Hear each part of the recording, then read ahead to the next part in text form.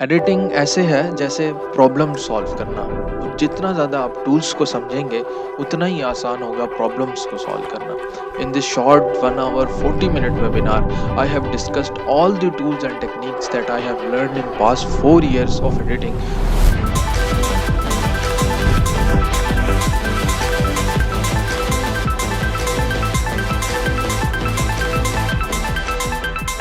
Grab a pen and paper, open up Premiere Pro and start learning and editing with me. If you think Premiere Pro is difficult, then it's a rumor. This is a beginner to pro guide of Premiere Pro.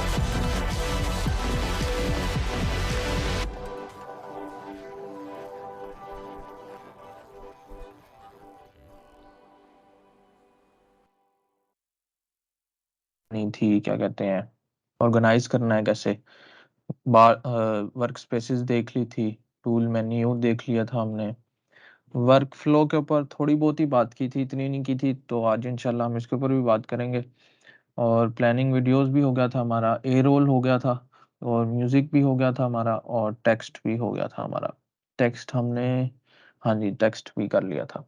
और ये भी हो गया था कि कहाँ से हम टेक्स्ट ले सकते हैं।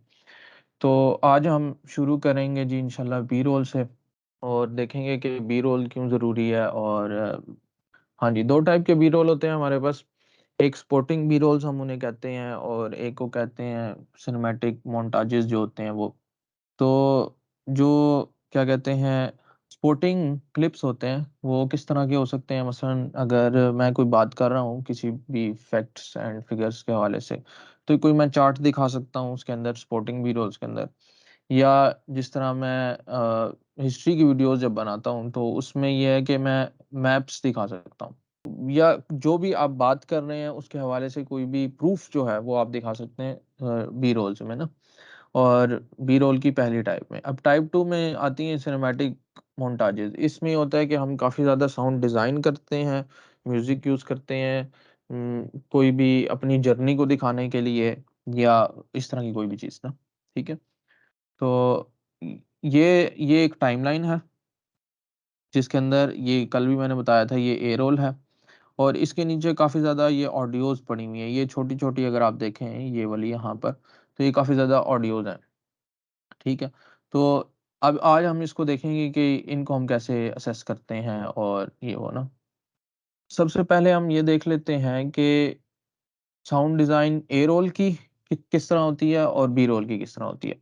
अगर आप साउंड डिज़ाइन देखें ए रोल की ना, तो ए रोल में ये होता है कि आपने कोई अगर म्यूज़िक डाल दिया है, मसलन कोई बोल रहा है, कोई स्क्रिप्ट है, उसके नीचे अगर आपने कोई म्यूज़िक डाला है, तो उसकी थोड़ा-सा वॉल्यूम काफ़ी ज़्यादा हल्का कर देते हैं, और ताकि स्क्रिप्ट सुनाई दे, या जो ऑडियो है असल वो सुनाई दे। ये जो ऊपर नज़र आ रही हैं बड़ी-बड़ी सी, ये मैं 1 मिनट सिर्फ़ मुझे दीजिएगा ये। अच्छा, तो ए रोल की हम बात कर रहे थे, और ए रोल में अब जिस तरह ये वाली जो ऑडियोज़ दी गई हैं हमें, इसकी मैं बात कर रहा था कि कोई भी म्यूज़िक होगा, हम उसकी क्या कहते हैं, साउंड को कम कर देंगे ताकि जो स्क्रिप्ट है हमारा वो सुनाई दे। और बी रोल के जो क्या कहते हैं साउंड डिज़ाइन है, उसमें काफ़ी ज़्यादा फ़र्क होता है। उसमें हम लोग काफ़ी साउंड इफ़ेक्ट्स यूज़ करते हैं, जिस तरह वूशेज़ हो गई, ठीक है? आपने कोई अगर पेपर पकड़ा हुआ है हाथ में, तो पेपर की आवाज़ हो गई, पेन के लिखने की आवाज़ हो गई। तो वो सारी चीज़ें आज हम डिस्कस करेंगे बी रोल के अंदर। और बी रोल क्यों डालते हैं और उसकी साउंड डिज़ाइन क्यों करते हैं कि उससे जो आपकी वीडियो का पूरा इफ़ेक्ट होता है, या जो एडिटिंग है, वो इतनी ज़्यादा अच्छी हो जाती है कि उसकी कोई हिसाब-किताब नहीं है। मुझे याद पड़ता है कि जब मैंने मनी हाइस्ट देखा था, तो उसमें एक सीन था जिसमें बाइक स्टार्ट करता है कैरेक्टर जो है, और बाइक को क्या कहते हैं किक मारता है, वो सेल्फ देता है और उसको रेस देता है, और फिर जब चलाता है तो उसकी इतनी अच्छी साउंड डिज़ाइन हुई हुई थी कि अगर वो साउंड डिज़ाइन ना होता, उसकी कुछ यूट्यूब पे वीडियोज़ भी पड़ी हुई हैं, तो वो बहुत अजीब लगता। तो साउंड डिज़ाइन बहुत ज़्यादा ज़रूरी है कि ताकि हमारी वीडियो जो है वो अच्छी हो जाए। तो ये एक रिसेंटली मेरी वीडियो थी, उसके अंदर काफ़ी ज़्यादा बी रोल्स यूज़ हुए हैं, जिसमें मैप्स हैं और डिफरेंट चीज़ें हैं। तो अभी मैंने ये आप लोगों को बता दिया है कुछ ना कुछ इसमें काफ़ी सारी चीज़ों के बारे में। तो इसको ज़रा सिंपल कर लेते हैं पहले, फिर उसके बाद हम लोग देखेंगे कि क्या सीन है। ये कल मैंने बता दिया था आपको, ये हो गया। अच्छा, अब अगर आप देखें तो इसमें पिछली वाली स्लाइड में और इसमें थोड़ा-सा फ़र्क है, और ये है कि हमने सिर्फ़ ए रोल का पहले साउंड डिज़ाइन किया हुआ है। ए रोल के साउंड डिज़ाइन में क्या हुआ हुआ है कि कुछ क्लिप्स हैं हमारे पास, ये कुछ क्लिप्स हैं, इनको हमने यहाँ पे पेस्ट किया जो कि पॉसिबली क्या है, म्यूज़िक है कोई, और उसका हमने क्या कहते हैं जो वॉल्यूम है वो कम कर दिया। ये मैं आपको दिखा भी देता हूँ इधर प्रीमियर प्रो में। उम्मीद है ये आप लोगों को नज़र आ रहा होगा। इसमें हम इसको थोड़ा-सा छोटा करते हैं। हुँ। अब इसमें देखें ये जो साउंड डिज़ाइन हुई, अच्छा, अब हम सिर्फ़ सिर्फ़ इस वक़्त जो है ना हम साउंड डिज़ाइन को देखेंगे और वीडियो को अभी फ़िलहाल छोड़ देते हैं हम लोग। तो इसमें आप देखें, इसमें हमारे पास तकरीबन 8 लेयर्स हैं किसकी, ऑडियो की ना। पहली लेयर जो है इसको हम लेबल भी कर सकते हैं, मैंने फ़िलहाल लेबल नहीं किया हुआ, ऑडियो 1, ऑडियो 2, ऑडियो 3, ऑडियो 4 के नाम से ये सेव हैं सारी। तो आप देखें कुछ पहली में यहाँ पर कोई एक साउंड है जिसके अंदर हम लोग इनको की फ्रेम्स कहते हैं, ये जो डले हुए हैं ना, ये जो ऑडियो नीचे ज़्यादा हो रही है। तो इससे जो इफ़ेक्ट आता है वीडियो का, मेरा ख़्याल से अगर मैं प्ले भी करूँ तो यहाँ पर आप लोगों को शायद आवाज़ आए, तो वो काफ़ी काफ़ी ज़्यादा अच्छा हो जाता है। और साउंड डिज़ाइन इसी वज़ह से काफ़ी ज़्यादा ज़रूरी है कि अगर आपने अटेंशन ग्रैब करनी है। और सबसे ज़्यादा साउंड डिज़ाइन हम लोग करते हैं बी-रोल्स का शुरू के फर्स्ट 30 सेकंड्स में, ताकि जो व्यूअर्स हैं उनकी अटेंशन ग्रैब हो सके। तो ये तो साउंड डिज़ाइन के पार्ट हो गया, इसमें हमारे पास एक ए रोल का साउंड डिज़ाइन होता है और एक बी रोल का साउंड डिज़ाइन होता है। अब साउंड डिज़ाइन में क्या-क्या चीज़ें यूज़ होती हैं, वो बहुत ज़्यादा चीज़ें हैं, जिस तरह अभी यहाँ पर कुछ क्लिक्स यूज़ हुए हैं, जब जैसे ही कोई सीन चेंज होता है तो वो क्लिक सा एक आता है, ये अगर आप देखें यहाँ पे। अच्छा, इसमें एक लेयर ऑफ हुई हुई थी, उम्मीद है वो मैंने ऑन नहीं की। एक ये वाली, और चलो वो तो इस जैसे ये कुछ भी चेंज हो रहा है तो उसके साथ म्यूज़िक भी चेंज हो रहा है, और साथ क्या कहते हैं वो दूसरे वो आ रहे हैं। इसमें कुछ क्लिप्स मिसिंग है फ़िलहाल के लिए, क्योंकि ये बहुत पुरानी वीडियो है मेरी। अच्छा, तो अब किधर गई है जी पावर पॉइंट? अच्छा, अब पहली चीज़ जो हमने देख ली, इसमें ए रोल देख लिया, म्यूज़िक देख लिया, बी रोल देख लिया। बी रोल के मैंने आपको टाइप्स बता दी क्या-क्या हैं। और फिर हमने टेक्स्ट एंड टाइटल्स को कल देख लिया था। साउंड डिज़ाइन को थोड़ा-सा भी देखा है हमने, इंशाल्लाह हम मज़ीद भी इसे देखेंगे। अब साउंड डिज़ाइन की कुछ और मज़ीद चीज़ें मैं अभी फ़िलहाल आपको दिखा देता हूँ यहाँ पर, कि साउंड डिज़ाइन के लिए ना काफ़ी सारे रिसोर्सेज़ चाहिए होते हैं। जिस तरह वूशेज़ हो गई, ठीक है? और फिर क्या कहते हैं हमारे पास, बल्कि मैं आप लोगों को दिखा ही देता हूँ। मैंने एक अपनी अपनी फ़िलहाल लाइब्रेरी बनाई हुई है, मैंने साउंड डिज़ाइन आप लोगों के साथ शेयर भी किया था। क्या कहते हैं वहाँ पे वन ड्राइव का लिंक है। तो ये फॉली इफ़ेक्ट्स के नाम से तकरीबन कोई 1030 मेरे पास साउंड इफ़ेक्ट्स हैं। तो इनमें अगर आप देखें तो अलार्म है, फिर उसके बाद बेल है, तो काफ़ी सारे जो जिस तरह कोई सीन चेंज हुआ है तो आपने उसकी जगह बेल डाल दी, या मोस्टली जो यूज़ होता है क्लिक यूज़ होता है। वूशेज़ जो होती हैं वो वूशेज़, मैं कोशिश करता हूँ यहाँ से साउंड शेयर हो जाए। अब जिस तरह अगर आप फ़र्ज़ करें कोई आपने शूट किया है सीन जिसके अंदर कोई गाड़ियाँ हैं जो चल रही हैं, तो उसका साउंड डिज़ाइन अगर आपने करना है तो ऑब्वियसली क्या होगा जी, वहाँ पर सिटी जो ट्रैफ़िक है उसको आप यूज़ करेंगे ना। तो ये एक सिटी ट्रैफ़िक का क्या कहते हैं अ, ऑडियो सी है जो आप उसमें यूज़ करेंगे। गाड़ियाँ जा रही हैं, बिल्कुल स्मूथ सी अच्छी सी है। तो इस तरह के काफ़ी ज़्यादा ये जिस तरह मैं क्लिक्स का ज़िक्र कर रहा था, कहीं पे आपने क्लिक किया है ये बार-बार, तो काफ़ी ज़्यादा साउंड डिज़ाइन्स यूज़ होते हैं। मैं पर्सनली इधर से भी यूज़ कर लेता हूँ, लेकिन इधर से ढूँढना काफ़ी मुश्किल होता है। शुरू में मैं जिस तरह वुशेस की अभी मैं ज़िक्र कर रहा था, वो ये होती हैं। तो ये सारी चीज़ें हम लोग बी-रोल, जिस तरह डिजिटल डाटा काफ़ी दफ़ा आपने सुना होगा। नंबर्स जब चेंज हो रहे होते हैं स्क्रीन के ऊपर, फिल्म में काफ़ी ज़्यादा यूज़ होता है ये। ठीक है, फिर डोर, फिर इमरजेंसी, और ये काफ़ी एरर के कुछ फ़नी होते हैं, कुछ डिफरेंस होते हैं। तो इस तरह ये साउंड डिज़ाइन से आपकी वीडियो जो है वो यहाँ से उठ के यहाँ पर चली जाती है। उसका जो लेवल होता है वो बहुत ज़बरदस्त हो जाता है, अगर साउंड डिज़ाइन उसकी अच्छी हो गया। और अगर साउंड डिज़ाइन अच्छी नहीं है, तो फिर उसका लेवल जो पहले था उससे भी वो गिर जाएगी। तो साउंड डिज़ाइन हमने अच्छे तरीके से करनी होती है, और ज़रा उसमें साउंड डिज़ाइन बाकायदा एक पूरा चैप्टर है। उसके लिए क्या कहते हैं, मैं आपको रिकमेंड करूँगा, कुछ अच्छी वीडियोज़ हैं यूट्यूब के ऊपर जो साउंड डिज़ाइन के अंदर हुई हुई हैं, वो आप देख लें तो वो आपके लिए काफ़ी अच्छा होगा। अच्छा, फिर उसके बाद हमारे पास साउंड डिज़ाइन हो गया। अब हम आ जाते हैं ज़रा आगे। गूगल ड्राइव का लिंक मैंने आपके पास आप इसमें शेयर किया हुआ है आपके साथ, और ये लाइब्रेरी जो है ये मैं शेयर कर सकता हूँ, लेकिन ये सिर्फ़ यूटी की उसमें होगी, क्योंकि यूटी की वन ड्राइव में पड़ी हुई है ये, क्योंकि यूटी की वन ड्राइव जो है वो बाकी लोग एक्सेस नहीं कर सकते, तो वो बाहर के जो लोग हैं उनको फ़िलहाल ये नहीं मिल सकेंगे। अच्छा, हमने साउंड डिज़ाइन की बात कर ली, अब हम कलर ग्रेडिंग के ऊपर आते हैं, और सिनेमैटिक बी रोल भी कलर ग्रेडिंग उसमें यूज़ होती है, और साउंड डिज़ाइन भी होता है उसका पार्ट। पहले हम कलर ग्रेडिंग देखेंगे। अच्छा, कलर ग्रेडिंग थोड़ी-सी नीचे चली गई है। अच्छा, कलर ग्रेडिंग आ गई। अब कलर ग्रेडिंग जो है वो भी अब वीडियोज़ के अंदर ना काफ़ी डिफरेंट पार्ट्स होते हैं ना। पहला पार्ट हो गया जी, आपने ए रोल एडिट कर लिया, फिर आपने म्यूज़िक अच्छा लगा लिया, फिर आपने बी रोल एडिट किया, उसका भी साउंड डिज़ाइन कर लिया अच्छा। अब आ जाती है आखिर पे कलर ग्रेडिंग।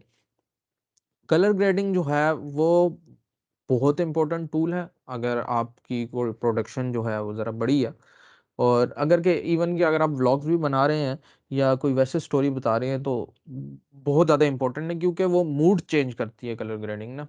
फ़िल्म्स और डॉक्यूमेंट्रीज़ में काफ़ी ज़्यादा यूज़ होती है। अब अगर फ़र्ज़ कर लें ये एक पिक्चर है जिसके अंदर हमें पता लग रहा है जी, अच्छा ये कुछ ट्रीज़ है, कोई सिटी है जिसकी ये शॉट है। आई थिंक सो ये बालाकोट था शायद। तो इसका अगर आपने मूड ज़रा चेंज करना है कि यार ये अभी इस इलाके में ज़रा ठंड सी है, और ज़रा ठंडा-सा मौसम हुआ हुआ है, तो वो कलर ग्रेडिंग से हो जाएगा, जिस तरह यहाँ पर आराम से हो गया। या आपने उसको ब्लूइश टोन्स कर दी हैं, कुछ चीज़ें हाइलाइट कर दी हैं, तो कलर ग्रेडिंग जो है वो टोन काफ़ी ज़्यादा सेट कर देती है, और आपकी जो वीडियो की लुक्स होती हैं एस्थेटिकली वो बहुत अच्छी हो जाती हैं। तो ये मूड को सेट करती है। कलर ग्रेडिंग करते किस तरह हैं वो उसके ऊपर अभी हम आ जाते हैं फटाफट से। अब अगर आप फ़र्ज़ करें यहाँ पर देखें इस पिक्चर में, तो कोई डेप्थ नहीं है इसमें। ये वाली जो क्या कहते हैं ऑरेंज लाइट, ये इतनी ज़्यादा विज़िबल नहीं है। मेरे चेहरे का जो कलर है वो भी कोई ख़ास अच्छा नहीं है, ठीक है? तो ज़रा थोड़ी-सी कलर ग्रेडिंग की है, तो उससे क्या कहते हैं एक ज़रा पिक्चर की जो क्वालिटी है, वीडियो क्वालिटी है, वो ज़रा बेहतर होगी, काफ़ी बेहतर हो गई है पहले से। और ये जो व्हाइट स्पॉट है, इसको हम कहते हैं कि ये इन्फॉर्मेशन लॉस हो गई है। कलर ग्रेडिंग के लिए ज़रूरी है कि आपकी फुटेज अच्छी हो, और ये वाली जो फुटेज थी, ये एक मिनट, कलर ग्रेडिंग के लिए ज़रूरी है कि आपकी जो फुटेज है वो रॉ में हो, ठीक है? और ज़रूरी नहीं है, मतलब अगर रॉ में होगा तो अच्छा होगा, 4K हो तो और अच्छी बात है। 4K हो तो अच्छी बात है। ये जो फुटेज थी ये 1080 थी, और आई थिंक सो किसी अच्छे कैमरे से भी नहीं बनी हुई थी, तो ये जो है इस वज़ह से ये वाली जो हमारे पास आ रही है, क्या कहते हैं, ये वाली डिटेल्स जो हैं ये उड़ गई हैं। तो ये इसको हम लोग वॉश्ड आउट लुक कहते हैं, कि इधर से डिटेल्स गायब हो गई हैं। तो कलर ग्रेडिंग में हमने एक चीज़ इस चीज़ का ध्यान रखना होता है कि आप कलर ग्रेडिंग तो करें, लेकिन उसके अंदर से जो डिटेल्स हैं वो ख़राब ना हो। तो कलर ग्रेडिंग के ऊपर अब आ जाते हैं हम लोग। तो सबसे पहले कलर ग्रेडिंग करते हैं किस तरह, हम लोग कोई एक एडजस्टमेंट लेयर लगा लेंगे। एडजस्टमेंट लेयर मैं आप लोगों को दिखा देता हूँ लगा के। अच्छा, बल्कि पहले इसको यहाँ से।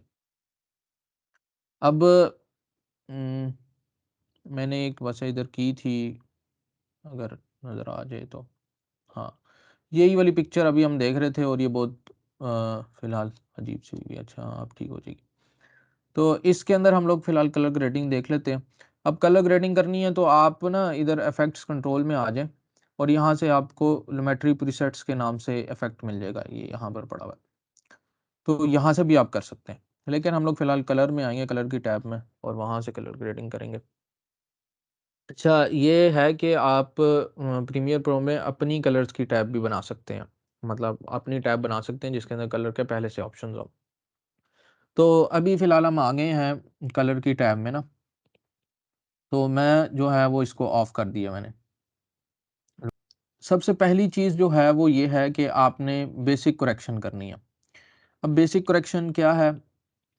बेसिक करेक्शंस में काफ़ी सारी चीज़ें आ जाती हैं हमारे पास, तो हम लोग कुछ चीज़ों को देख लेते हैं। बल्कि इसको मैं छोटा ही कर लूँ तो बेहतर है। अच्छा, लूमेट्री कलर है। लूमेट्री कलर में आपके पास क्या कहते हैं, ये होता है कि जो आपने कलर ग्रेडिंग करनी है वो उसमें कर सकते हैं, और इसमें काफ़ी ज़्यादा आप लेयर्स लगा सकते हैं। तो मेनली ये हम करते हैं कि हम लोग एक एडजस्टमेंट लेयर लेते हैं यहाँ से, एडजस्टमेंट लेयर लेते हैं और उसको, ये यहाँ पे आप आ जाएँ, ये, और सीक्वेंस तो कल मैंने आपको बता दिया था। ये यहाँ से आएँगे और ये एडजस्टमेंट लेयर। एडजस्टमेंट लेयर आप लेंगे, वो आपसे पूछेगा, जो आपकी जो प्रोजेक्ट का साइज़ होगा वही वो एडजस्टमेंट लेयर उसकी बनाएगा। एडजस्टमेंट लेयर को आप इस तरह इमेजिन करें कि ये जो लेयर है ये बिल्कुल एक ट्रांसपेरेंट लेयर है, और आप इसके ऊपर कुछ भी काम कर सकते हैं कलर ग्रेडिंग का, ठीक है? अगर आपने कलर ग्रेडिंग ऑफ करनी है तो वो उसके ऊपर से ऑफ हो जाएगी, ठीक है? तो अब आपने एडजस्टमेंट लेयर ले ली, और फिर आपने एडजस्टमेंट लेयर क्या की, यहाँ पर पेस्ट कर दी है, जिस तरह एडजस्टमेंट लेयर पेस्ट हुई हुई है। ठीक है। अभी मैं एक नया प्रोजेक्ट बना लेता हूँ आप लोगों के लिए, सीक्वेंस, सॉरी। अच्छा, ये वीडियो एडिटिंग का एक सीक्वेंस बना लिया हमने, और हम लोग आ जाते हैं इसमें से, ये हमने, अच्छा, वो एडजस्टमेंट लेयर पेस्ट करनी है। ये एडजस्टमेंट लेयर हमने यहाँ पे पेस्ट कर दी, ठीक है।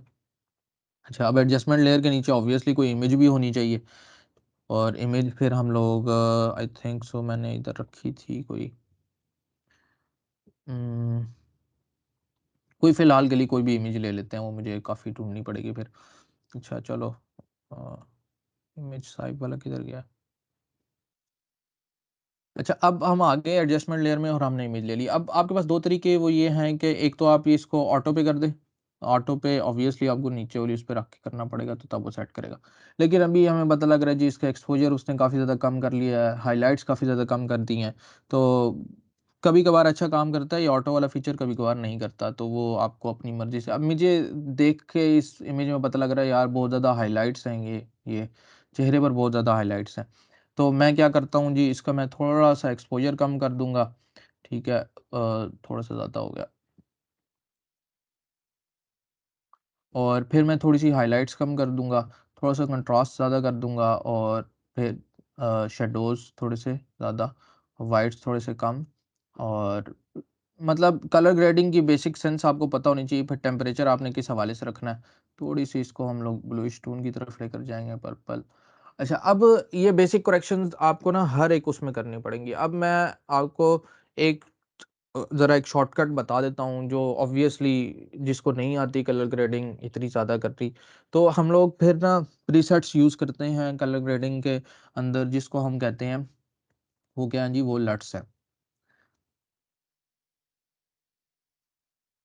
लट्स यूज़ करते हैं हम लोग। लट्स प्रीसेट्स होते हैं कुछ, और वो हमें कहाँ पे मिलते हैं, ये क्रिएटिव की जो टैब है यहाँ पे मिल जाते हैं, जिनको हम लुक्स लुक्स भी कहते हैं लोग। तो अब अगर अगर मैं आपको दिखाऊँ तो इधर फ़ोकस करिएगा, बल्कि इसको मैं बड़ा कर देता हूँ।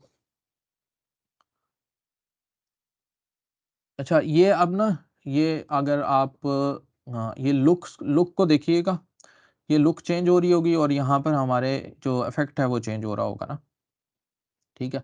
तो ये नेक्स्ट लुक आ गई। ये देखें लुक्स चेंज हो रही हैं, और उस हिसाब से कलर्स भी चेंज हो रहे हैं। तो काफ़ी ज़्यादा ये पिछली वाली लुक काफ़ी अच्छी थी, ये वाली, जिसको हम एडक्स ये कहेंगे। तो ये देखिए कितनी ज़बरदस्त हो गई है इमेज पहले की निस्बत। तो हाँ, ज़्यादातर प्रीसेट्स बहुत ज़्यादा मिल जाते हैं यूट्यूब से, और यूट्यूबर्स जो होते हैं वो बहुत ज़्यादा प्रीसेट्स देते भी हैं। कुछ मैंने भी आपको दिए हैं प्रीसेट्स, जो लिंक है आखिर में, पावर पॉइंट का वो है, और बल्कि मीटिंग के डिस्क्रिप्शन में भी थे। तो अगर आप फिलहाल हमने कुछ भी नहीं किया, सिर्फ बेसिक एडजस्टमेंट की है और क्या कहते हैं हमने एक लट लगाई है, तो उससे काफ़ी बेहतर हो गई है। तो इंटेंसिटी आप लट की ज़्यादा कर लें, कम कर लें, उससे मतलब आपकी, और फिर इसमें कुछ मज़ीद चीज़ें आ जाती हैं। कर्व एडजस्टमेंट है, वो बड़ा कॉम्प्लेक्स टॉपिक है, उसको हम छोड़ छोड़ देंगे। कभी-कभार आपने अगर किसी चीज़ का कलर चेंज करना है वीडियो में, वो हम इधर एचएसएल सेकेंडरी से कर लेते हैं, ठीक है? मैं बिल्कुल भी आपको इसके बारे में नहीं बताऊँगा, बड़ी कॉम्प्लेक्स चीज़ें हैं ये। बट ये है कि आप किसी भी कलर को सेलेक्ट करते हैं और ये यहाँ से आकर आप उसका कलर चेंज कर लेते हैं, ठीक है? कलर ग्रेडिंग एक अलग से टॉपिक है, अभी हमने काफ़ी सारी चीज़ें उसमें कवर करनी है। तो अच्छा, अब ये आखिर में विंटेज है, ये आपको क्या कहते हैं इस तरह राउंड कॉर्नर्स दे देगा, और ताकि आपका जो फ़ोकस है वो मेन सब्जेक्ट पर हो वीडियो के अंदर। तो आप देख लें, पहले ये थी इमेज, फिर ये हो गई है, कितनी बेहतर हो गई है इमेज। तो इसके अंदर ऑब्वियसली आप जितना टाइम लगाए, अभी जिस तरह मैंने ये बात की कि ये वाली जो है बिल्कुल वॉश्ड आउट हुई हुई है लुक, तो ये नहीं होनी चाहिए। ये आपको प्री एडिट में भी काफ़ी ज़्यादा इसके ऊपर फ़ोकस करना पड़ता है कि आपकी लाइटनिंग कैसी है, और फिर उसके बाद जब आप एडिट कर रहे होते हैं कि आप ओवर एडिट ना कर दें उसे। तो ये तो था कुछ एडिटिंग के बारे में, कलर ग्रेडिंग के बारे में।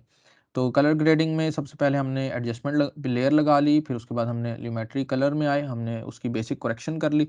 आप टेम्परेचर उसका सेलेक्ट करें, आपने उसकी फ़ील जो है वो कोल्ड रखनी है या वार्म वार्म फ़ील रखनी है।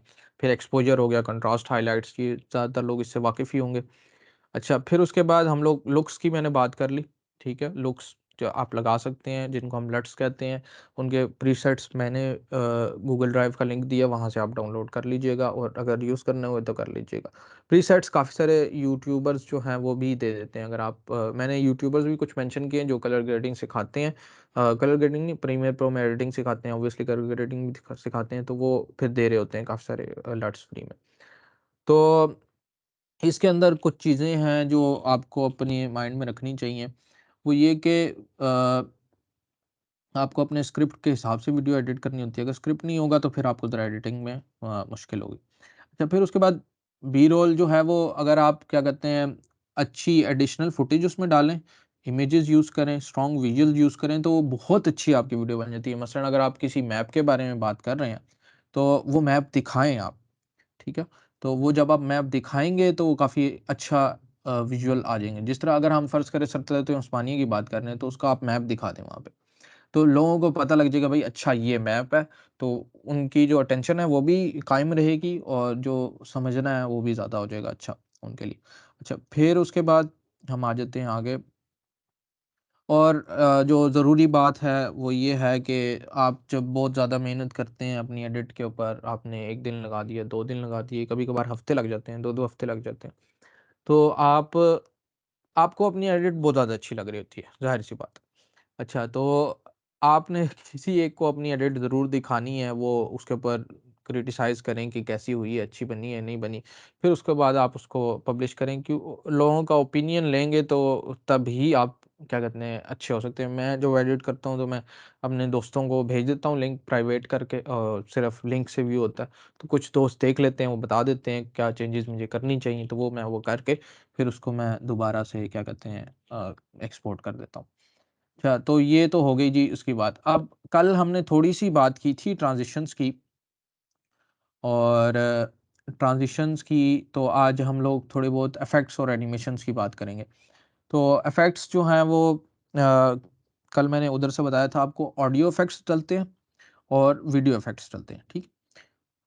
ये हो गया जी, ऑडियो इफ़ेक्ट्स हो गए और वीडियो इफ़ेक्ट्स हो गए। ठीक है। इसी तरह ही वीडियो ट्रांज़िशंस भी थी, कल हमने 2 ट्रांज़िशंस देखी थी, कुछ मैंने आपको बता दिया था। अब मैंने बताया था उस वक़्त आप अपनी भी ट्रांज़िशंस बना सकते हैं, तो वो कैसे बना सकते हैं वो आज हम देखेंगे ज़रा। अब इसका नाम है एनिमेटेड स्केलिंग ना, ये बहुत ज़्यादा यूज़ होती है, यही ज़्यादातर यूज़ होती है। तो हम ऐसा करते हैं, कोई एक इधर से अभी कुछ कोई भी उठा लेते हैं मैप, ये वाला मैप उठा लेते हैं चलो। मसलन आप किसी मैप के बारे में बात कर रहे हैं, ठीक है? अब हमारी एडजस्टमेंट लेयर हमें ज़रूरत नहीं है, तो हम इसको भी उड़ा देते हैं यहाँ से। अच्छा, आपका ये मैप आ गया आपके पास, ठीक है। अब देखिए, ये वाला मैप जो है ये पूरी स्क्रीन पर आ रहा है और ऐसा लग रहा है कट भी रहा है, तो वो ऑब्वियसली कट रहा है। तो इसके अंदर 2 चीज़ें आती हैं हमारे पास, एक होता है फिट टू स्केल, मैंने तो उसका शॉर्टकट रखा हुआ है ये set to frame size, scale to frame size. अच्छा, अब सेट टू फ्रेम साइज से होगा कि वो सेट हो जाएगा उसके अंदर ही, ठीक है। उसका जो स्केल है वो छोटा हो जाएगा, ठीक है। स्केल छोटा होगा तो जो इन्फॉर्मेशन है, जो इमेज के अंदर पिक्सल्स हैं वो खत्म, लॉस्ट नहीं होगी उनकी इन्फॉर्मेशन। लेकिन अगर आप स्केल टू फ्रेम साइज करेंगे तो उसका स्केल तो उतना ही रहा है, तो थोड़ी सी इन्फॉर्मेशन जो है इसमें वो लॉस्ट हो जाती है हमारे पास ना, ठीक। तो ज़्यादातर यूज़ करना ये चाहिए, सेट टू फ्रेम साइज करना चाहिए। तो इसका मैंने एक शॉर्टकट बनाया हुआ है Alt Q के नाम से। अब ये मैंने एक मैप लगा दिया है यहाँ पर। मैं चाह रहा हूँ कि भई ये जैसे-जैसे प्ले हो ना हमारे पास, तो ये मैप जो है वो एनिमेट हो, ज़ूम इन हो थोड़ा-सा। तो हम कैसे कर सकते हैं? तो ये एक स्केल का अगर आप देखें यहाँ पर, स्केल के साथ एक छोटा-सा ये क्लॉक सा बना हुआ है और उसके आगे कुछ वैल्यू लिखी हुई है 64.6, ठीक है? तो ये क्या है? ये बेसिकली एनिमेशंस हैं। अगर आप इनको देखें ना, ये आपने स्केल को इस क्लॉक को ऑन कर लिया, ये एनिमेशन की क्लॉक हो गई, ठीक है? और आप अपने कर्सर को आगे ले जाइए, ठीक है? यहाँ तक आपने एनिमेशन लगानी है। अब ये एनिमेशन जो है, आप जब इसको क्या कहते हैं, जो एनिमेशन चाहिए, मसलन मैं चाह रहा था ज़ूम इन हो जाए, तो ज़ूम इन हो गया ये। अब जब मैं प्ले करूँगा तो क्या देखिएगा, ये ज़ूम इन हो रहा है, ठीक है।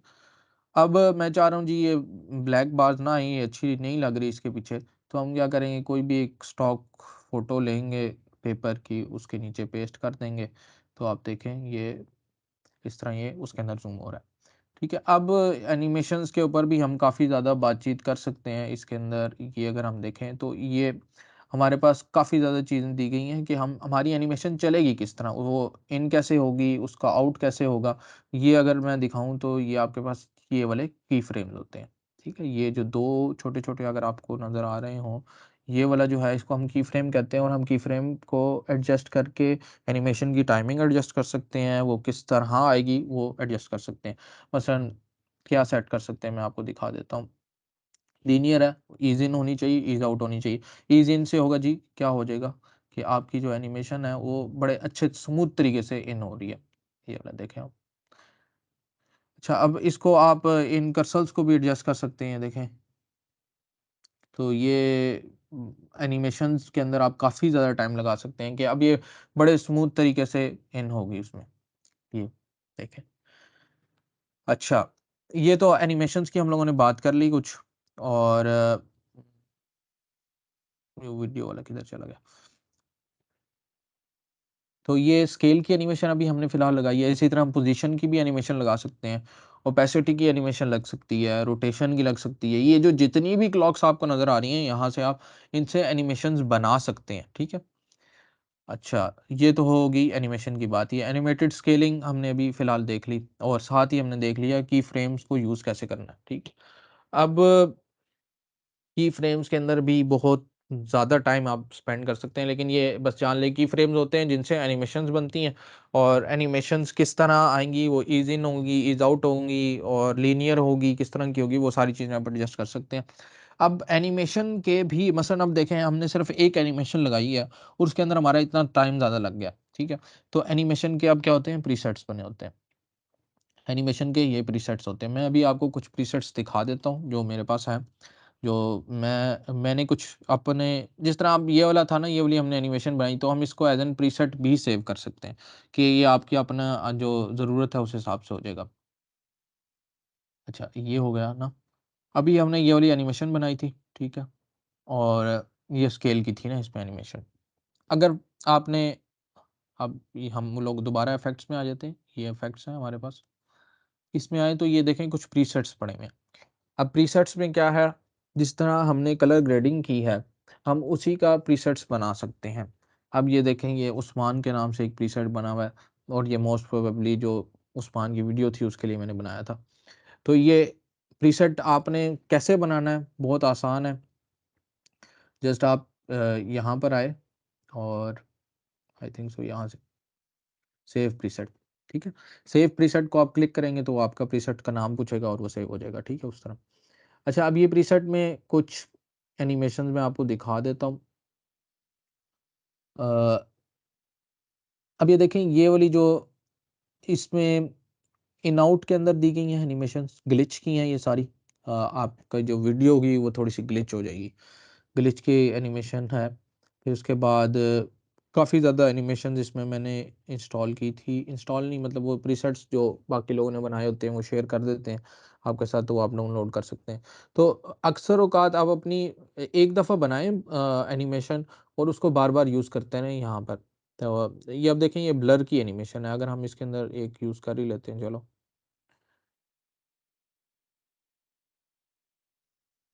तो सा हल्का-सा ब्लर हो गया अब ये। अब ये गॉसियन ब्लर से थोड़ा-सा ज़्यादा ब्लर हो जाएगा, ठीक है? तो वो आप मतलब ये कि एनिमेशंस के अंदर आप कुछ भी कर सकते हैं। जितना टाइम ज़्यादा लगाएँगे उतनी अच्छी एनिमेशन होंगी। तो टाइम अगर ज़्यादा नहीं लगाना तो आप ये है कि प्रीसेट्स डाउनलोड कर लें। और प्रीसेट डाउनलोड कहाँ से होते हैं? 2 साइट्स मैंने आपको बताई थी। एक मिक्स कुछ करके थी, वो उसका दिया है मैंने, लिंक भी दिया हुआ है। और दूसरी ये थी कि आप यूट्यूब के जो वीडियोज़ होती हैं उसमें वो लिंक देते हैं। मैंने भी कुछ आपको दिए हैं प्रीसेट, आप वो भी डाउनलोड कर सकते हैं। और उनसे बस आप खेलना शुरू करें तो आपको काफ़ी ज़्यादा अंदाज़ा हो जाएगा भई क्या-क्या चीज़ें यूज़ होती हैं इसमें। अच्छा, कलर ग्रेडिंग हमने देख ली, ये नीचे से क्यों नहीं जा रही है? अच्छा, कलर ग्रेडिंग हमने देख ली है, और क्या चीज़ें हो गई? अच्छा, ट्रांज़िशंस हमने कल देख ली थी। अच्छा, ट्रांज़िशंस जिस तरह मैंने अभी आप लोगों को बताया कि ग्लिच की ट्रांज़िशन है, ठीक है? ग्लिच की ट्रांज़िशन अब डाउनलोड हो जाती है। आप Adobe Premiere Pro glitch transition presets लिखें गूगल के ऊपर, तो आपके ऊपर आ जाएँगे। आपको कभी भी ज़रूरत नहीं है कि आप स्क्रैच से काम करें। फेड इन आउट तो ये उसके अंदर ही है। अच्छा, अब चलें, मैं मास्किंग का आपके थोड़ा-सा बता देता हूँ, और ज़ूम इन एंड आउट को भी हम चलो देख लेते हैं थोड़ा-सा। अभी अभी हमने जो एनिमेशन की है ना वो स्केल की, वो ज़ूम इन एंड आउट आप समझें उसे। ठीक है? आप स्केल उसका ज़्यादा कर रहे थे तो वो ज़ूम इन हो रहा था, और अगर आप उसका स्केल कम कर देंगे तो वो ज़ूम आउट हो जाएगा ऑब्वियसली। तो मास्किंग हो गई, ठीक है? आप ये 2 मैंने कल आपको दिखाई थी, प्रीमियर कंपोज़र और प्रीमियर स्टूडियो। प्रीमियर कंपोज़र और प्रीमियर स्टूडियो कुछ एक्सटेंशंस हैं एडोबी की, जो लोगों ने बनाई हैं, जो आप यूज़ कर सकते हैं फॉर एनिमेशन पर्पसेज़ ना। मैं आपको दिखा देता हूँ।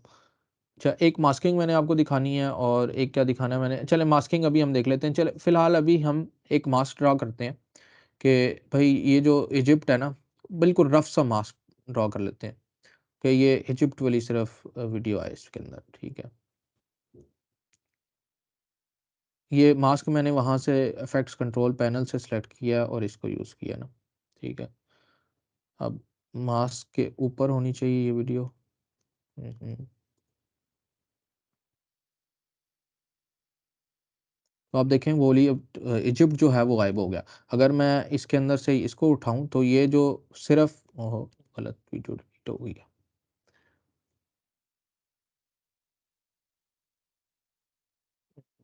Control shift C. तो आपकी जो वीडियो पड़ी हुई है ऊपर, जिस तरह मैं अभी इसको उठा के ऊपर कर दूँगा, या अगर चलें मैं इसको डिलीट ही कर दूँ पूरा, और ये मास्क था ना हमारा, इधर किधर गया मास्क? अच्छा, हमने मास्क दूसरी इस पे बनाया है आई स्टॉक के ऊपर। तो मास्किंग से ये होता है कि ये वाला मास्क है ना हमारा, एक तो मास्क को आप क्या कहते हैं एनिमेट भी कर सकते हैं। चलो दोबारा बना लेते हैं, मास्क ये गलत लेयर के ऊपर बन गया था। मास्किंग से आप किसी भी जो पार्ट है ना वीडियो का, उसको निकाल सकते हैं या उसको ऐड कर सकते हैं उसमें। ये जिस तरह अभी मैं चाहता हूँ कि सिर्फ़ ये जो इजिप्ट है ये शो, तो ये हमारे पास सिर्फ़ इजिप्ट शो हो रहा है अब, ठीक है? तो ये मास्किंग है। अब मास्किंग में भी काफ़ी ज़्यादा ऑप्शन है हमारे पास, इसका फेदर हम एडजस्ट कर सकते हैं, इसकी ओपेसिटी ये होती है कि आप क्या कहते हैं वो कितना, ये देख लें ओपेसिटी, ठीक है? और फेदर ये है कि ये कितना इसका साइड से ब्लर होगा या किस तरह उसके एजेस आ रहे होंगे, ठीक है? इसमें ब्लेंडिंग मोड्स की भी अब सारी अलग कहानी है। अच्छा, अब इन्वर्ट से ये होगा कि सिर्फ़ ये नज़र नहीं आएगा, उसके अलावा सारी चीज़ें, अब क्योंकि हमने फेदर इसका काफ़ी ज़्यादा किया हुआ है, तो इसको इस वज़ह से इस तरह हो रहा है। ये देखें।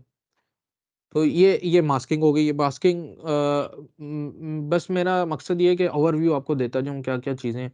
बाकी अगर आपने उसको मज़ीद देखना है तो आप यूट्यूब से देख भी लीजिएगा, कोई उसमें इतना ज़्यादा नहीं है। तो ये हमने मास्किंग देख ली। और ज़ूम इन ज़ूम आउट हो गया था। हाँ, अब प्रीमियर कंपोज़र और वो थी। अब देखें विंडोज़ में आप आए, आप एक्सटेंशंस में आए तो मैंने अच्छा चलो ऐसे ही कर लेते हैं। विंडोज़ में मैंने कुछ एक्सटेंशंस इसमें इंस्टॉल की हुई हैं। एक्सटेंशंस आपको इंस्टॉल करनी पड़ती हैं प्रीमियर प्रो में। इसमें प्रीमियर कंपोज़र के नाम से एक्सटेंशन है और प्रीमियर स्टूडियो के नाम से है। प्रीमियर स्टूडियो लॉगिन करने वाली है तो मैं आपको फ़िलहाल प्रीमियर कंपोज़र ही दिखा देता हूँ। अब जिस तरह हमने कल बात की टेक्स्ट की, तो इसमें आप देखें आपको काफ़ी ज़्यादा टेक्स्ट दिए गए हैं। इसको उठा के यहाँ पे डाल देते हैं। अच्छा, अब टेक्स्ट काफ़ी सारे दिए गए हैं आपको। इसके अंदर हम मज़ीद आ जाते हैं तो हमारे पास ट्रांज़िशंस भी हैं, प्रीसेट्स भी हैं टेक्स्ट के, टेक्स्ट बॉक्सेस के प्रीसेट्स हैं, ट्रांज़िशंस के प्रीसेट्स हैं, सोशल मीडिया एलिमेंट्स और साउंड। साउंड अब साउंड में आए तो आपको देखें इसके अंदर साउंड्स भी दी गई हैं, वूशेस दी गई हैं और ये देख लें आप, आपको आवाज़ भी आ रही होगी। ये माउस क्लिक था। तो आप अगर प्रीमियर कंपोज़र इंस्टॉल कर लें तो आपको ये जो ऑब्वियसली ये जो लाइब्रेरी थी मेरे पास बहुत पुरानी है फ़िलहाल और इसमें से कभी-कभार यूज़ करता हूँ। लेकिन ज़्यादातर जो काम है वो प्रीमियर कंपोज़र या प्रीमियर स्टूडियो से ही मुझे मिल जाती हैं जो अगर मैंने यूज़ करनी है कोई साउंड यूज़ करनी है, कुछ एलिमेंट्स यूज़ करने हैं या कुछ भी ट्रांज़िशंस लगानी है तो ज़्यादातर उधर से मिल जाती हैं। तो ये हो गया जी applying transitions, premiere composer, premiere studio भी मैंने आपको बता दिया। अच्छा और ये नीचे क्यों नहीं जा रहा?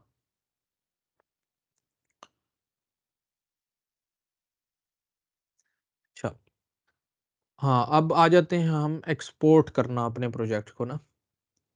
मसलन आपने एक्सपोर्ट करना है तो आप क्या कर सकते हैं, चलो हम ये वाली वीडियो एक्सपोर्ट करते हैं फ़िलहाल ना, थोड़ी मतलब जिसके तो आप फ़ाइल में आए और इधर ये आपके पास ऑप्शन आ रहा है एक्सपोर्ट का, ठीक है? Export media. अब इसका आप शॉर्टकट देख लें क्या लिखा हुआ था? ओके कंट्रोल एम था शॉर्टकट तो आपको बार बार इस तरह फाइल में जाके उसको कंट्रोल एम करने की ज़रूरत नहीं है ठीक है अच्छा अब हमारे पास यार ये फ़लस्तीन के ऊपर थी वीडियो अभी हमने इसकी वो भी काफ़ी सारी ऑफ की हुई है तो फिलहाल हम इसको सिर्फ यहाँ से रख लेते हैं अच्छा अब एक्सपोर्ट में भी काफ़ी ज़्यादा सेटिंग्स हैं एक्सपोर्ट का साइज़ बहुत ज़्यादा देखें अभी कितना है साइज़ तकरीबन 2 GB का है ना इसमें काफ़ी ज़्यादा आपके पास ऑप्शन दी गए हैं। अभी आउटपुट नेम आप चेंज करें, आउटपुट नेम चेंज करेंगे तो वो आपसे पूछेगा कि कहाँ पर आपने सेव करनी है फ़ाइल, ठीक है? और एक्सपोर्ट वीडियो करनी है, ऑडियो करनी है, दोनों आप चेक कर दें। अगर सिर्फ़ ऑडियो एक्सपोर्ट करनी है तो आप ऑडियो भी एक्सपोर्ट कर सकते हैं। फिर उसके बाद वो आपकी सेटिंग्स की कुछ समरी देता है, आपको कहाँ पर एक्सपोर्ट हो रही है। तो अभी हम देख लेते हैं हमारे पास क्या सेटिंग के ऑप्शंस हैं। सबसे पहले तो सीक्वेंस साइज़ कल भी मैंने ज़िक्र किया था सीक्वेंस साइज़ क्या है, आपने किस में एक्सपोर्ट करनी है। अगर फ़र्ज़ करें आपने किसी और सीक्वेंस में एक्सपोर्ट करनी है तो तब भी आप इसको यूज़ कर सकते हैं। अब हमारे पास एक्सपोर्ट करने के प्रीमियर प्रो में बहुत ज़्यादा ऑप्शंस हैं और कोडेक्स हम इसे कहते हैं, ये बहुत ज़्यादा यूज़ होते हैं। अगर फ़र्ज़ करें आपको लो क्वालिटी में वीडियो चाहिए हो लेकिन उसका साइज़ बहुत ज़्यादा कम हो, ठीक है? तो वो भी आपके पास ऑप्शन है। अगर आपको चाहिए भई हाई क्वालिटी हो लेकिन साइज़ थोड़ा-सा कम हो, उसका साइज़ ज़्यादा ना हो तो वो भी ऑप्शन है। जिस तरह अगर आप फ़िल्म्स डाउनलोड करते हैं तो 2-2 घंटे की फ़िल्म्स भी आपको बहुत ज़बरदस्त क्वालिटी में 2 जीबी में, 3 जीबी में अच्छे तरीके से मिल जाती हैं। तो वो कोडेक के ज़रिए ही होता है कि वो आपको आप उसको एक्सपोर्ट किस तरह कर रहे हैं। तो मेनली जो एक्सपोर्ट का फ़ॉर्मेट है, जो आजकल बहुत ज़्यादा चल रहा है और इंडस्ट्री स्टैंडर्ड भी है वो H.264 है या आप H.264 कह सकते हैं उसे 2 पॉइंट नहीं है H.264 है तो हम इसमें एक्सपोर्ट करते हैं H.264 में और इसमें अब आपने क्या करना है अब देखें अगर मैं match source high bit rate करूंगा तो फाइल का साइज देखिएगा 813 MB हो गया लेकिन अगर एक और चीज़ मैं कर दूं कि अडप्टिव हाई कर दूं तो वह 15 MB हो गया 1500 तो जब आपकी इसमें कुछ स्टैंडर्ड्स है ना अब अगर फ़र्ज़ कर लें इधर मैं लिख देता हूँ अगर आपकी वीडियो है जी एचडी ठीक है आपकी वीडियो है एचडी तो उसके अंदर कहते हैं कि जो आपका बिट रेट अब बिट रेट बिट रेट समझ लें आपके जितने फ्रेम्स हैं ना उनको सेव करने के लिए कुछ एक बिट रेट यूज़ होता है वहाँ पर ना तो वो आपको तकरीबन 20 रखना चाहिए कुछ लोग ज़्यादा भी रखते हैं, 30 भी रख लेते हैं। तो वो मैं मैक्सिमम 15 से 20 के दरमियान रखता हूँ वो बिट रेट ना। उससे फ़ाइल का साइज़ भी इतना ज़्यादा नहीं होता और इतना एक्सपोर्ट में मसला भी नहीं होता। 4K है तो वो आपको कहते हैं कि 40 से 35-40 होना चाहिए, ठीक है? तो ये बिट रेट हो गया। तो अगर आप अपना बिट रेट जिस तरह मैंने ये बैकग्राउंड फ्लावर्स के नाम से कुछ प्रीसेट्स इसके भी बनाए हुए थे। अब ये देखें मोबाइल डिवाइस ये 4K है। तो 4K से उसका साइज़ क्या हो गया 2.5 जीबी हो गया। तो ये मतलब जो अच्छा होता है ना इस पे वो यही है कि आप जो है ना ये हाई बिट रेट यूज़ कर लें, ठीक है? और अभी हम थोड़ा-सा नीचे आएँगे इसके अंदर, मैं इसको थोड़ा-सा बड़ा कर लेता हूँ। हुँ, हुँ।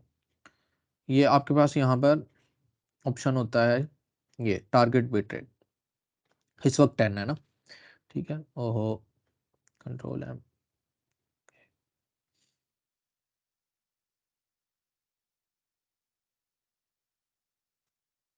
अच्छा ये हमने हाई बिट रेट किया हुआ था फ़िलहाल और यहाँ से हम आए थे ये 10।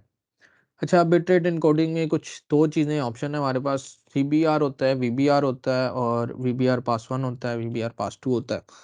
अब वीबीआर, सीबीआर और ये क्या चीज़ें हैं? सीबीआर क्या है जी? कांस्टेंट बिटरेट है कि आपकी वीडियो का bitrate through out the video constant रहता है। बिटरेट ये है कि बिटरेट मसलन अगर आपके कलर चेंज हो रहा है कहीं पे तो वो उसकी जो इन्फॉर्मेशन है वो स्टोर होगी बिट्स में ना ऑब्वियसली। तो जो बिटरेट है अगर कांस्टेंट रखेंगे तो वो उस वीडियो का साइज़ ज़्यादा होता है। अगर पास 1 करेंगे तो उसमें ये डिफ़रेंस होता है कि अगर फ़र्ज़ करें एक कलर है रेड या एक कलर है ब्लैक, वो आपकी वीडियो में 10 सेकंड के लिए 10 सेकंड कम हो गया, 1 मिनट के लिए कांस्टेंट रहा है। तो वो उसकी इन्फॉर्मेशन को बार-बार सेव नहीं करेगा, वो एक दफ़ा सेव करके उसको बाकी जो इन्फॉर्मेशन है उसको डिस्कार्ड कर देगा। तो ये बेसिकली वीडियो कंप्रेशन के अंदर आती हैं काफ़ी सारी चीज़ें जो कि हम लोग मैंने जिस तरह आपको वहाँ पे लिखा हुआ है 15 से 1200 एमबी हो गया और 20 एचडी के अंदर अगर हमने सेव करनी है तो 20, ठीक है? तो ये 1600 एमबी हो गया जिस तरह पहले रखा हुआ था। तो ये बस आप यहाँ से सिलेक्ट करें आपने कहाँ सेव करनी है और इसको एक्सपोर्ट कर दें। एक्सपोर्ट करने के लिए अगर आपके पास जीपीयू लगा हुआ है लैपटॉप में तो वो कम टाइम लेगा एक्सपोर्ट का अंदर, अगर नहीं लगा हुआ तो थोड़ा-सा टाइम ज़्यादा ले लेगा लेकिन एक्सपोर्ट वो कर देगा।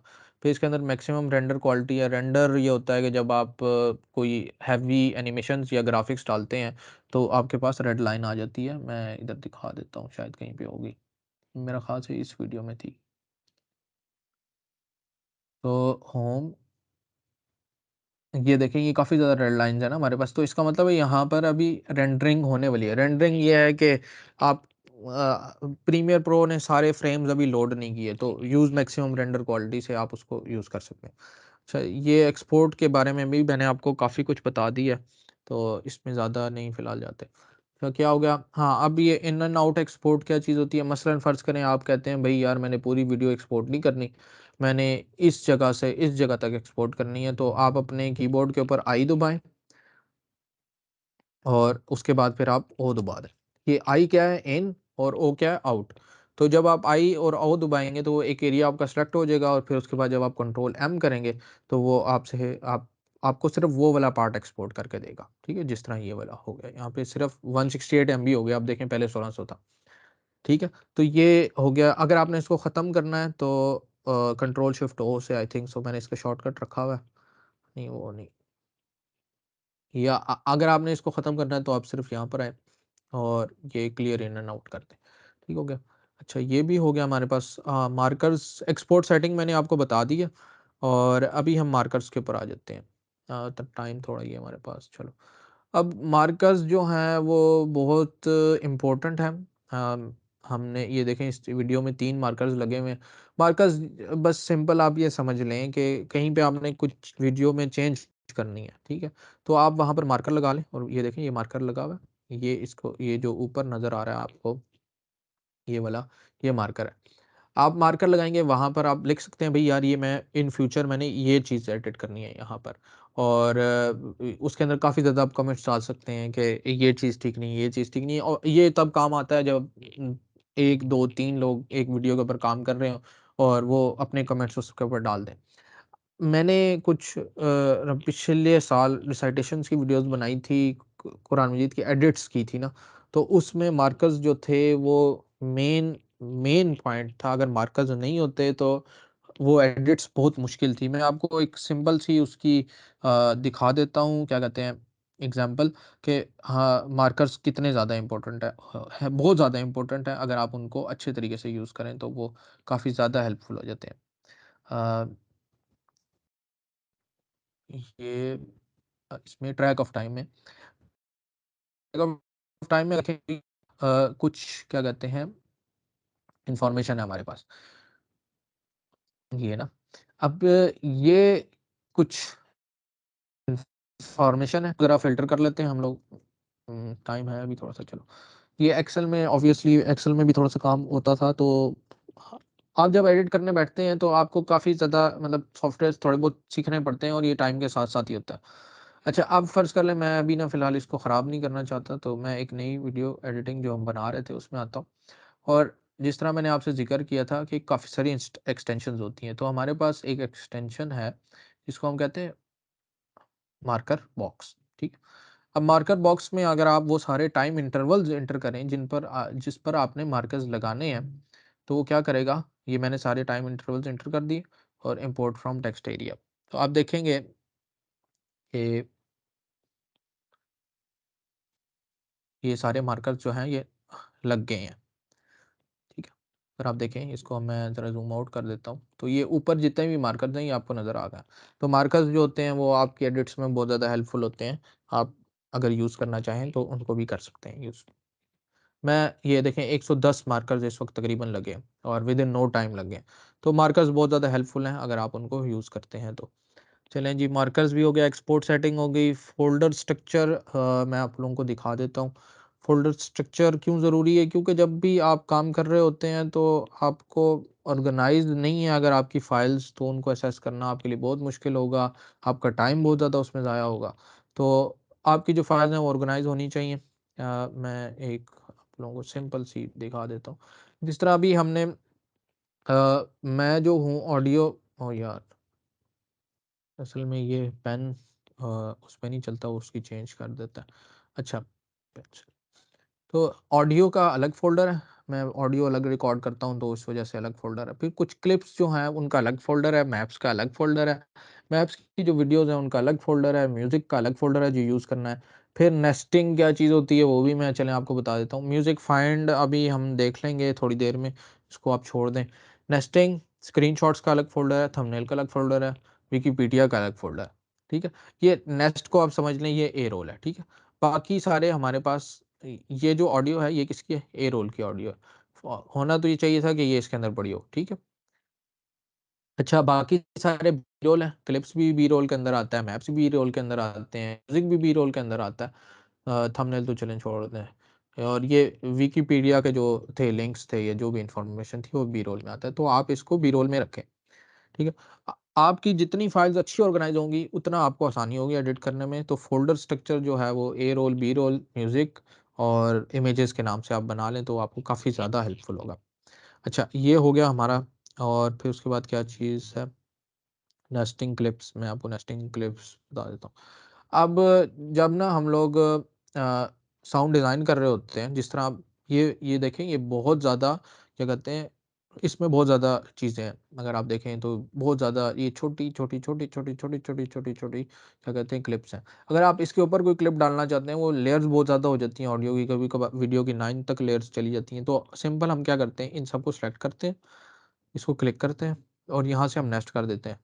नेक्स्ट, ये मैंने इसका शॉर्टकट एन रखा हुआ है, तो अब नेस्टेड सीक्वेंस 09, मैं इसको 09 नहीं रखना चाहता, मैं कहता हूँ जी ये है जी इंट्रो। तो आपका जो है वो इंट्रो हो गया। इसमें नेस्टिंग में आप सेटिंग कर सकते हैं कि आपकी ऑडियो जो है वो भी नेस्ट हो जाए। तो आप क्या कर रहे हैं, बल्कि मैं आपको दिखाई देता हूँ। अ, किधर था, ये था ना, अभी हमने इंट्रो बनाया था ना लास्ट में। तो जब आप क्या कहते हैं, इसमें ड्रैग एंड ड्रॉप करेंगे तो आप देखें ये आपकी ऑडियो जो है वो भी नेस्ट है। अब नेस्ट के ओपन करेंगे तो आपके अंदर आपके पास वो सारे क्लिप्स आ जाएँगे जो आपने नेस्ट किए हैं, ठीक? तो आपको जो ऑर्गेनाइज़ है, आपकी एडिट है वो ऑर्गेनाइज़ हो जाएगी, और फाइल्स की जो उनको एक्सेसिबल करना भी आसान हो जाएगा, इस तरह वो एडिट्स ख़राब भी नहीं होंगी, आपको दोबारा दोबारा नहीं करनी पड़ेगी। और अगर आपने ये सारी उठा कर कहीं और पेस्ट करनी है तो वो नेक्स्ट सीक्वेंस होगा, तो वो बड़े आसानी से पेस्ट हो जाएंगी, ठीक है। तो ये नेक्स्ट हो गया हमारे पास। फिर प्रीमियर प्रो में मल्टी कैम का सीक्वेंस है, 8:34 हो गए हैं, चलो। मल्टी कैम ये है कि चलें, अगर आप कोई भी पॉडकास्ट रिकॉर्ड कर रहे हैं जिसके अंदर 2 कैमरास लगे हुए हैं, तो आप उसको मल्टी कैम सीक्वेंस में कन्वर्ट कर सकते हैं। मैं अभी आपको इसी वीडियो यार वो चेंज कर दिया, चलो। नेक्स्ट करना पड़ेगा पहले आपको, फिर उसके बाद यहाँ पे मल्टी कैम सीक्वेंस को इनेबल करना पड़ेगा। अब ये होगा कि पहली लेयर और दूसरी लेयर पे अगर कोई चीज़ें पड़ी हुई हैं, ये देखें, आप फ़र्ज़ कर लें ये है। पहली लेयर पे ये वाली इमेज है सिंबॉलिक वाली, और दूसरी लेयर पे ये है। तो हम लोग क्या कर सकते हैं कि इसको हम मल्टी कैम सीक्वेंस में आकर एडिट कर सकते हैं। यहाँ से आप मल्टी कैम को इनेबल करना पड़ेगा, और ये है मल्टी कैम। तो ये देखें, ये तो यहाँ पर क्या होगा, अब यहाँ पर कट लग जाएगा, ठीक है। तो मल्टी कैम एडिटिंग एक बाकायदा अलग फील्ड है, बस मैंने आपको बता दिया होती है वो भी। तो आप उसको देख सकते हैं मल्टी कैम को। स्पीड रैंपिंग आप ये है कि स्पीड किसी क्लिप की चेंज कर सकते हैं। कैसे चेंज कर सकते हैं, आप लेफ्ट क्लिक करें और स्पीड एंड ड्यूरेशन में आ जाए, यहाँ से आप स्पीड चेंज कर सकते हैं क्लिप की, reverse speed, maintain pitch audio, sorry. तो पिच ऑडियो को आप स्पीड अपने चेंज करनी है तो ये कर सकते हैं यहाँ से। इसका एक और टूल होता है जिसको हम I think so ripple tool, पता नहीं कौन, रेट स्ट्रेच टूल कहते हैं, ठीक है। ये आप यूज़ करें। ये ये आप जब यूज़ करेंगे तो वो क्लिप उतना ही रहेगा, लेकिन उसकी जो क्या कहते हैं वो होगी ना, स्पीड होगी वो कम या ज़्यादा हो जाएगी। इस हिसाब से अगर आप ड्रैग करते हैं तो यहाँ पर अभी लिखा आ रहा है 218 इशारिया कुछ ना, तो इसका मतलब ये है कि इसकी जो स्पीड है वो 218 टाइम्स 218 हो गई है। पहले अगर 100 थी तो वो अब 218 हो गई है, ठीक है। तो ये एक टूल है, ये भी आप यूज़ कर सकते हैं, और ये यूज़ होता भी है काफ़ी जगह पर। फिर स्पीड रैंपिंग में अब चलें उसमें फ़िलहाल चल स्पीड रैंपिंग को अभी फ़िलहाल यहाँ तक ही हम देखते हैं कि क्या चीज़ है। म्यूज़िक फाइंडर, अब फ़र्ज़ कर लें आपने कोई सॉन्ग सुना, आपको अच्छा लगा, आप कहेंगे कि यार मैं ये अपनी एडिट्स में यूज़ करता हूँ। तो उसका उसका तरीकाकार ये होगा कि आप उसको ढूँढने लगेंगे, आपको मिलता नहीं है, आप कहेंगे पता नहीं कौन-सा सॉन्ग है ये वो ना। तो म्यूज़िक फाइंडर के नाम से काफ़ी ज़्यादा साइट्स हैं उसके ऊपर, गूगल के ऊपर। तो आप उनके ऊपर क्लिक करेंगे तो आप अपनी जो जो आपको अच्छा लगा है पार्ट किसी भी वीडियो का, उसको अपलोड करें आप वहाँ पर। कैसे अपलोड करना है, उसको प्रीमियर प्रो में लाएँ, उसको काटें, सिर्फ़ एक्सपोर्ट एज़ एन ऑडियो करें, फिर उसको अपलोड कर दें। तो अपलोड जैसे आप जब आप करेंगे तो वो आपको कुछ रिज़ल्ट्स दे देगा, भई ये वाले हैं यहाँ पर ना, मैं ये म्यूज़िक फाइल था। तो ये मैंने एक मुझे कोई अच्छा लगा होगा तो मैंने उसको फाइंड किया। तो वो आपको रिज़ल्ट दे देगा, ये इस सॉन्ग का है, तो वो आप वो वाला फिर डाउनलोड करके यूज़ कर सकते हैं। हाँ, ये है। ठीक हो गया, ये म्यूज़िक फाइंडर भी हो गया हमारे पास। फिर ऑडियो डकिंग, ऑडियो डकिंग अब ऑडियो एडिटिंग के अंदर आती है थोड़ी-सी, और ऑडियो डकिंग के लिए फ़र्ज़ कर लें आपने एक सॉन्ग यूज़ किया, जिस तरह हमने ये यूज़ किया। इसकी काफ़ी ज़्यादा हाई है वॉल्यूम ना, और ऊपर जो है हमारा डायलॉग चल रहा है। आप चाहते हैं कि जब मैं डायलॉग बोल रहा हूँ तब तो म्यूज़िक लो हो, और जब मैं क्या कहते हैं डायलॉग नहीं बोल रहा तो म्यूज़िक हाई हो जाए। उसका एक तरीकाकार ये है कि आप पेन टूल लें, पी से पेन टूल आ जाता है। आप बाकायदा मैनुअल की फ्रेम्स बनाएँ और इसको इस तरह करना शुरू कर दें कि ऑडियो जो है आपकी वो डायलॉग जब चल रहा है तो वो कम हो जाएगी, ठीक? और अगर डायलॉग ख़त्म हो गया तो वो ज़्यादा हो जाएगी, ठीक है? ये सारा आप काम मैनुअल कर सकते हैं। लेकिन प्रीमियर प्रो में एक अच्छा ऑप्शन ये भी है कि ऑडियो में आएँ आप, अभी मैं करूँगा नहीं क्योंकि उसमें टाइम लग जाना है, थोड़ी-सी प्रोसेसिंग भी होती है, लेकिन बड़ा आसान फ़ीचर है, बड़े अच्छे तरीके से हो जाता है ऑडियो डकिंग के नाम से। ये मुझे काफ़ी देर से पता लगा था, लेकिन ये बहुत इम्पोर्टेंट फ़ीचर है, आप इसको यूज़ करना चाहें तो बड़े अच्छे तरीके से यूज़ कर सकते हैं। तो ऑडियो डकिंग में आप ये होता है, बस बता देते हैं कि आपका डायलॉग का कौन-सा पार्ट है और आपका क्या कहते हैं म्यूज़िक कौन-सा है। जिस तरह ये डायलॉग है ना, आप इसमें बताते हैं कि भई आपका डायलॉग क्या है? डायलॉग की कौन-सी ये ट्रैक कौन-सा है, ठीक है? फिर उसके ऊपर ऑब्वियसली जब आप उसको बताएँ डायलॉग का ट्रैक कौन-सा था, तो वो उसमें फिर आपको ऑडियो डकिंग का ऑप्शन देगा। आप इसको यूट्यूब पे ट्यूटोरियल देख लीजिएगा, अभी काफ़ी ज़्यादा लंबा हो जा रहा है ना ये काम अगर हम इसमें चले गए तो।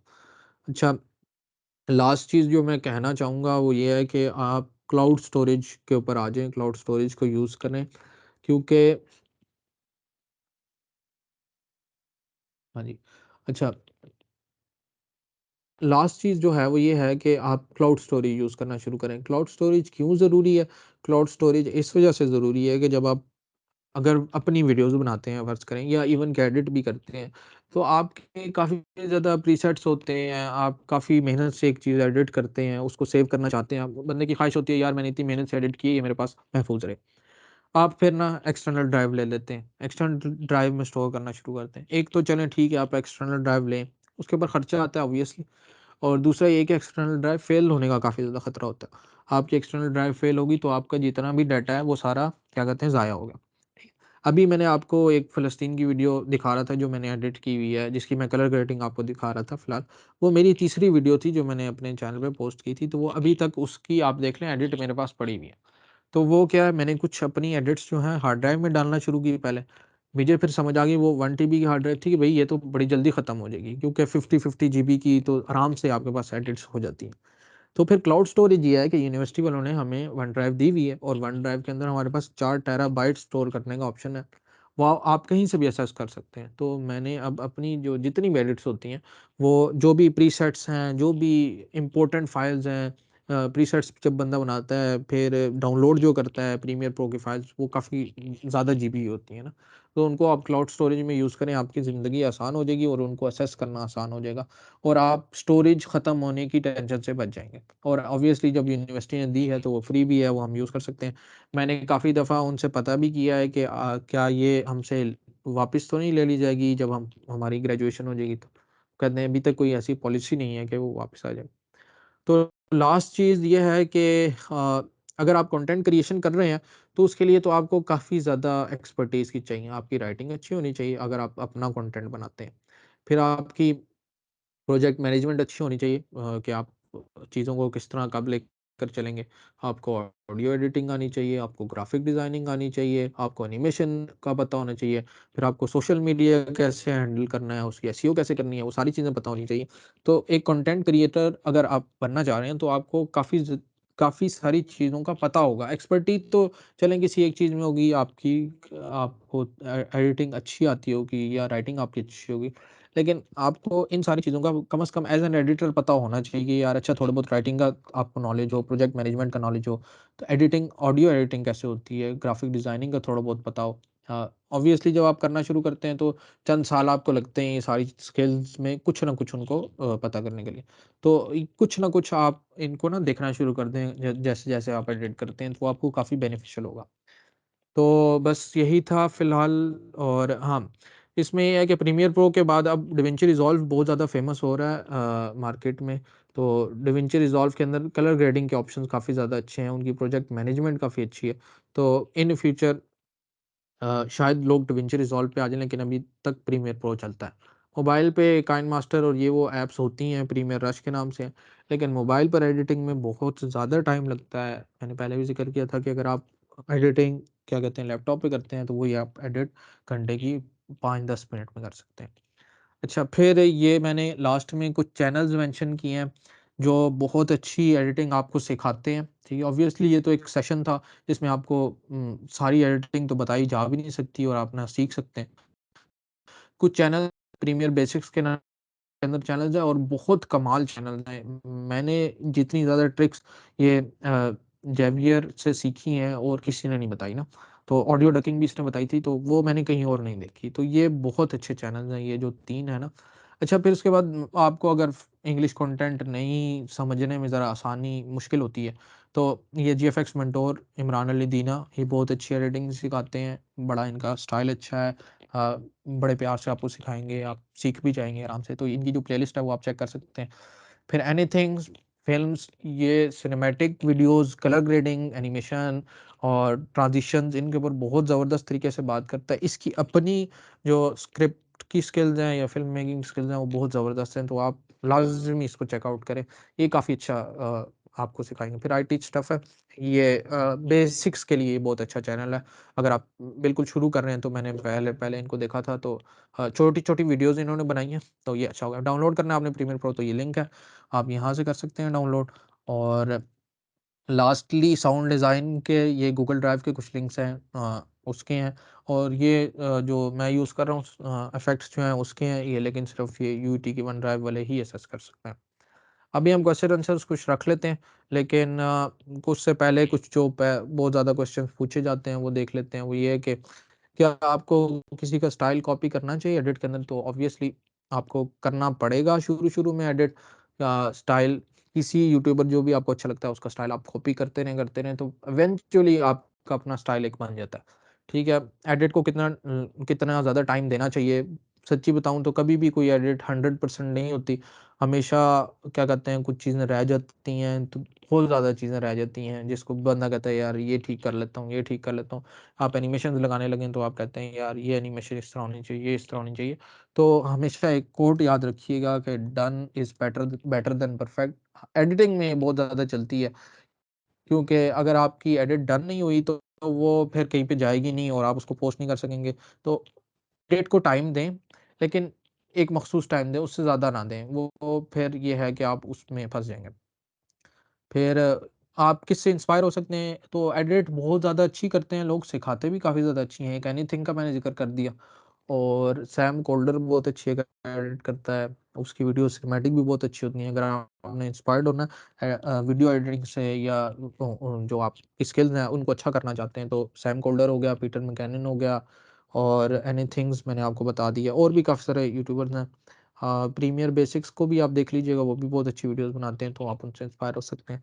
रिसोर्सेज़ मैंने आपको दे दिए हैं। और एक बात याद रखें कि अगर आपको कोई भी मसला आता है, तो आपके पास एक सर्च बॉक्स है, जिसको गूगल कहते हैं, और आप उसमें जाकर सर्च कर सकते हैं। कोई भी मसला, कोई भी आपकी क्वेरी हो, तो हमेशा वहाँ पर, अगर किसी की वीडियो नहीं है, तो कोई आर्टिकल पड़ा होगा, कोई आर्टिकल नहीं है, तो किसी फ़ोरम पर किसी ने वो क्वेश्चन पूछा होगा, उसका आंसर पड़ा होगा। मेरे साथ बहुत दफ़ा इस तरह हुआ है कि मैं किसी एक प्रॉब्लम में फँसा हूँ, तो वो आप बस इसकी आदत डाल लें, आपको कोई भी स्किल सीखना बहुत आसान हो जाएगा, और काफ़ी ज़्यादा बेनिफिशियल होगा आपके लिए ये। तो कोशिश की है मैंने अपनी तरफ से कि ये सारी चीज़ें कवर हो जाएँ इसमें। अगर किसी का कोई सवाल है अभी, तो वो हम ले लेते हैं, और फिर उसके बाद इस सेशन को ख़त्म करते हैं।